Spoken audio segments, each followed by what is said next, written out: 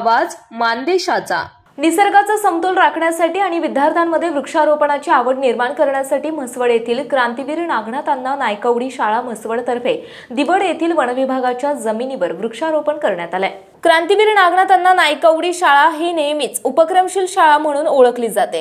शाळेतर्फे दरवर्षी वेगवेगळे उपक्रम राबवले जातात। या शाळेने गत 20 वर्षांमध्ये विविध सामाजिक उपक्रम राबवले असून प्रामुख्याने विविध ठिकाणी हजारो रोपांची आणि लाखो बियाणांची लागवड केलेली आहे। वृक्षारोपण क्षेत्रात केलेल्या उल्लेखनीय कामगिरीबद्दल या शाळेला महाराष्ट्र शासनाचा राज्यस्तरीय छत्रपती शिवाजी महाराज वनश्री पुरस्कार मिळालेला आहे।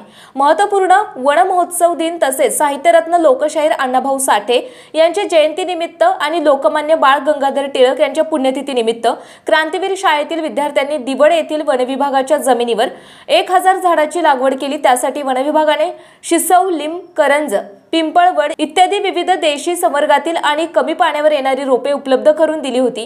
संस्था अध्यक्ष कृषीरत्न विश्वंभर बाबर, संस्था सचिव क्रांतीवीर नागनाथ अण्णा नायकवडी, शाळेच्या मुख्याध्यापका सुलोचना बाबर यांच्या मार्गदर्शनाखाली हा उपक्रम राबविण्यात आला। वृक्षारोपण उपक्रम यशस्वी करण्यासाठी तुकाराम घाडगे, दस्तगीर आतार यांच्यासह शाळेतील शिक्षक आणि विद्यार्थी सहभागी झाले होते। मानसोफर न्यूज प्रतिनिधी धनंजय पानसांडे, म्हसवड।